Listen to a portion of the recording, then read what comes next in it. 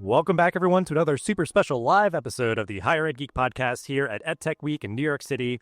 We are wrapping up the day with an interview with Matt from Starbridge. You might hear a little ambiance in the background. We're sneaking quick interview here before the happy hour start this evening. But appreciate you jumping on, Matt, to talk with me today. And if you want to just kick us off by introducing your background and a little bit about what Starbridge does. Sure thing. Yeah, Dustin, really nice to be here. And we're right in between cocktails and the rest of the conference. But my name's Matt Stinson. I'm the Chief Revenue Officer at Starbridge. And Starbridge really helps companies sell more effectively into education, both K-12 school districts and higher education. And really, in simple terms, what we do is we help EdTech companies kind of take the playbook of their best reps and scale that to the entire team. So the thing I know from my background, I led sales at a company called Parchment. I worked at Blackboard. I've been in this space for a while. Always you would see the most effective reps in this market would be doing an insane amount of research on the strategic plans of their target buyers. They would be listening to 2-hour-long board meetings. They would be looking at org charts to really understand who should I be reaching out to. And we put all of that research on autopilot and really help teams better figure out who I should reach out to with what message and when to ultimately book more pipeline and close more EdTech contracts. Yeah, it is really amazing because it's kind of this no-brainer once you realize it and can harness the potential of the the meeting minutes or whatever gets put out there, because it is these governments and local school boards or whatever else obviously are serving their community by being hey, here's what we talked about and all this stuff, and it's it is so much content to just rifle through and all that. And I like that sort of metaphor of what is that best, sales representative doing, and, the time they're investing that, all this work sort of warrants or deserves to kind of just know what's going on, the context that's happening in, any of these organizations and stuff. So it is a really interesting moment that we're in of, that there can now be this tool and platform that enables that, for these EdTech organizations. And what I like about this event too is that, as I've said a lot of times, is this is sort of an intersection of, the EdTech organizations and K-12 higher ed workforce, early childhood, just all these people that are intersecting. And what I like too that's kind of unique is organizations like yours that are trying to enable just good kind of exchanges of information, just help everybody sort of work better together. Because I think that is where there's sometimes unfortunate problems, is just the unintentional sort of okay, yeah, I didn't rifle through the whole meeting, that would take so much time, whatever else. And it's yes, I could have, this I should have, but is that maybe the best use of my time or whatever? So it's just been really interesting for me to kind of observe and see you all kind of sharing out how you're sort of building this platform and sort of how you're achieving the success that you are. So with all that being said, we're here at EdTech Week. Before we kind of get too far into the rest of our conversation, just talk a little bit about kind of what brought you here to EdTech Week. I know you're kind of sponsoring, and some of your team is speaking and stuff like that. So if you just want to kind of capture that essence of what brought you all here, what you all are doing here, just to let folks kind of know better what's going on. Yeah, for sure. First of all, I almost didn't make it to this event. So while Starbridge is based here in Lower Manhattan in Chelsea, I live in Washington, D.C. And so I'm on the Acela all the time. I'm maybe not as frequently as Joe Biden, but I'm coming up and down quite a bit. And yesterday I woke to a text from our nanny. We have 2 young children. She was calling out for being ill. And my wife had gone to bed sick the night before. And so I was left with this conundrum at 4:30 in the morning.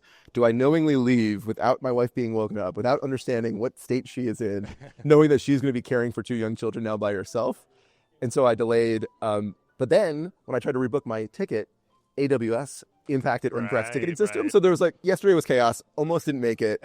Super glad to be sitting here with you today, because there was a view where I almost didn't. We come here to really listen, right? I mean, this is, as you said, this is a confluence of policymakers, of entrepreneurs, of investors, of operators, of administrators within K-12 higher ed, and really we hope to serve, ultimately all of those folks and create a tool that provides, a ton of value to everyone in that chain, right? And so this is a listening session for us, right? We have customers here of ours like Instructure and Magma Math, and we have a ton of prospective customers here, and really want to understand what's happening in funding cycles, what's happening in procurement processes, what other signal can we make more obvious within our platform to help potential users of Starbridge get more value.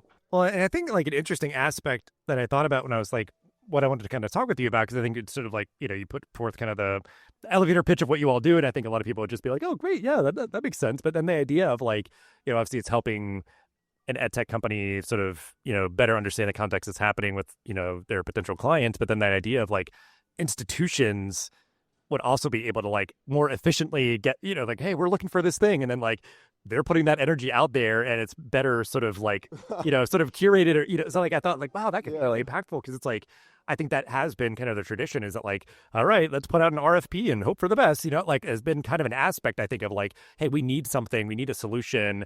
We're just going to be kind of trying to manifest, what we're sort of wanting. So I don't know if you can speak to that aspect of like that other side of the transaction of like that they are able to, I guess, hopefully better find a best fit solution as like an institutional leader. Like, is that something that you've kind of observed of like kind of the value on both sides of the equation? Yeah, for sure. I'm laughing as I'm imagining some dystopian future state where a superintendent at a board meeting would say, I know you're listening. Right. Yeah. That's like, we're all just sort of like respond to us. But 100%, like on one side, our customers who are the ed tech companies get a lot more clarity on who they should be reaching out to with what messaging. But hopefully a side effect of that, an outcome of that, is that the K-12 districts, the universities, get vendors who show up better informed and could just make the whole sales process a lot less painful than it can be. I would say when I was running sales at Parchment, the number one way that we got in front of provosts and superintendents was by doing this kind of like very painful, deep research. We would write an email or make a cold call and say, like, we know that you are struggling with X and Y, and you're also prioritizing this, and you are currently working with this company. And we would literally have provosts get on phone calls and say, the only reason I took this call was because you clearly did your research. And that would then lead to a collaborative conversation where we were showing up much more like a partner than a vendor. And if you know anything, you've worked in this space for years, higher ed, K-12 administrators, there is a general arm's length that they want to keep both vendors at. And that's for good. It's a good reason, because the experience they've had mostly buying things is that these people don't treat them like partners. And so, yeah, I think 100% like a very positive side effect of what we're building is that there is just greater kind of like synergy between the vendor and the buyer. Yeah. Well, because I know that like just with anything, there's sort of a cost of like going without, whether it's, well, we have this opening in our team, there's kind of a cost of like not having that person doing that work, or, there's a cost to going without a necessary tool or platform or whatever else. So like that idea of making that more efficient. And I know that there's been people who are trying to kind of noodle on and solve that sort of like complex problem of like procurement in this space, where it is the idea of like, well, each individual school district or school within that district or whatever has to keep sort of like, rehashing the same thing. So it's like, could we make procurement just happen a little bit more efficiently and effectively? And I think this is like sort of a part of that puzzle of just sort of, that idea that you can kind of, continue doing, public institution leader, keep doing what you're doing, put out, your meeting minutes and whatever else, be clear about what you want and need. And then now we can enable tech leaders to kind of, meet them where they are and be more of a partner. So, I guess if you can think about anything, like, because I think that's kind of the basic kind of table stakes of like just the way that these sort of transactions happen, these partnerships happen. There's a lot happening, especially in higher ed, more, what I'm kind of privy to, but I think like education is in sort of a turbulent moment, a lot of paradigm changes and everything. So what do you feel like in this moment makes this type of solution like, kind of especially relevant and sort of like, is this moment more ripe for your solution to be kind of helping than maybe could have been in the past? It's like a really great question. I actually spend a lot of time thinking about this, because as much as I believe the team we have at Starbridge is incredibly talented and a lot of our success has been a product of that, I also know that timing and luck and all these things probably way more to blame than anything. I think there's really 4 things going on within the market that make this a particularly good time to be building a product like Starbridge. I think number 1 is just a openness to AI, right? Like AI is impacting every flow of every business, and every business of every size, from early stage startups to Fortune 100 companies, are thinking, how do I harness the power of AI to be more efficient, to be more effective? So I just think number 1 is there's a general openness and kind of curiosity that maybe makes them more open to try a new tool, whereas before they would not have. I think two, over the last 4 to 5 years, we've seen this macroeconomic shift from zero interest rate environments, when what EdTech companies were doing was just grow at all costs and you didn't have to care about being particularly capitally efficient. And now we are operating a world in which growth still is you trade at a higher value for growth over profit, but companies are now thinking about how can I be efficient? And so revenue leaders are being tasked with, hey, you need to think about productivity and efficiency for your team. And we're exactly a tool that helps you do more with less by scaling that research and all these other activities to the entire team. 3, the funding uncertainty for K-12 and higher education. I actually thought at first this would be more of a headwind for our business than a tailwind. But what I found is that K-12 buyers, higher ed buyers are tightening their purse strings because they don't know where funding is coming from. That's pushing a more challenging procurement environment on our customers, the EdTech companies. And so they need to be particularly sophisticated as to who they are targeting, who has budget, who has grant money, who actually has a problem, which makes a tool like Starbridge particularly interesting right now. And then 4th, I think it's just a category that in general has not been particularly innovated in over the last decade. I think anyone who's experienced working at or for private equity-backed companies know that that's often not the number one area where money often goes. And so as someone who has used a lot of the legacy tools in the space as a user for the last 15 years, I have experienced this kind of lack of innovation and emphasis on customer success firsthand. And so I think there's just like a general enthusiasm and excitement that someone is innovating in the category. Yeah, I think it's such a spot on kind of context. Like, I appreciate you sharing all that. That it's one of those things where, like, the perfect storm, which sometimes can be like, these constraints or things of like funding questions or uncertainty, whatever. But the idea of limitations or different kind of restrictions can be ingredients or catalysts for like creativity or opportunity, and those sort of the idea of like, okay, we can't do all that we maybe had been able to in the past with either like the EdTech companies with like, cheap money, or the institutions where it's just like, I don't know, I guess even on their side, the idea that they could like take their time or just sort of like, I don't know, we're just like, but it's like, no, we need solutions. We need to be innovating and changing and sort of adapting. And so the idea that I think like that they would welcome just more, like just more prepared and knowledgeable and, folks kind of coming to them and presenting their solutions. And then I think it's a really good point too of what you're saying of like with AI in this moment that we're in now, even just for looking back like a couple of years, I think people like the sort of sky is falling existential crisis or whatever. It's like, what does all this mean? We don't know, whatever. It's like, oh, okay, we see what this means. Oh, okay, yeah, this is super helpful. This is like, facilitating better sort of interactions and stuff between various, stakeholders and stuff. So, yeah, I think it is just like really interesting. It's been awesome to kind of just observe what you all are building, and I'll commend you too. I think like your whole team just being very open with like sharing kind of dispatches for the journey. I think it's just really cool too. But I think this is like going to be really exciting to see, because I think just knowing that you already have gained the traction that you have is kind of reassuring to know that like, well, this is like just the beginning, obviously, of just sort of like, okay, these different, EdTech companies are being sort of enabled with these tools.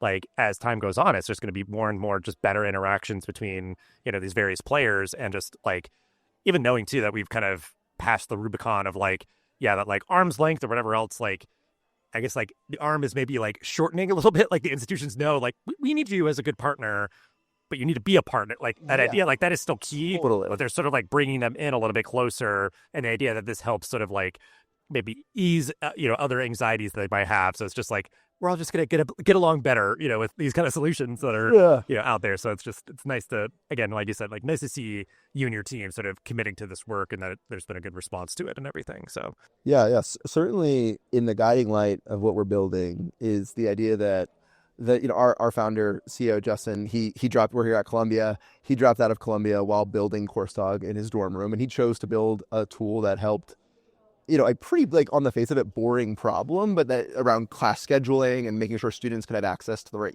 classes. We want to build a tool that makes it easier for the next Justin Wenig, who's sitting in their dorm room somewhere here at Columbia or at Harvard or anywhere across the country. Just make it more easy to kind of understand the whole market, where they should build, how they should build it. And if we get this right, we definitely increase transparency in public-private partnerships, and hopefully can play some small part in solving some of these problems. And now I sound like a total Silicon Valley farce of, we're solving the world's problems. But like, I actually believe that. It's part of the exciting thing about working here. Yeah. Starbridge. Well, and I guess just to validate it, I think you're spot on, but then even to kind of temper that is there is sort of a alternate universe or sort of darkest timeline where that idea of if people were antagonistic around sort of these private public partnerships, and the divide or sort of chasm grew because there's just sort of just bad vibes and energy and stuff. It would just be okay, well, every institution has to figure out how to build their own solutions or go with that or whatever. But the idea that there can be just a more positive collaborative ecosystem with better transparency, yeah, so I think it's just everybody benefits when these sort of things happen more effectively and efficiently and everything, and that students have better experiences, and institutions can just work better and everything. So excited to continue to follow along in your all's journey. Appreciate you hanging out and sharing all that you did. We'll have ways to connect with you and Starbridge in the episode description here, but just really grateful for the time. It was an absolute blast. Yeah, I would love to come back at some point. Thanks for having me. Absolutely.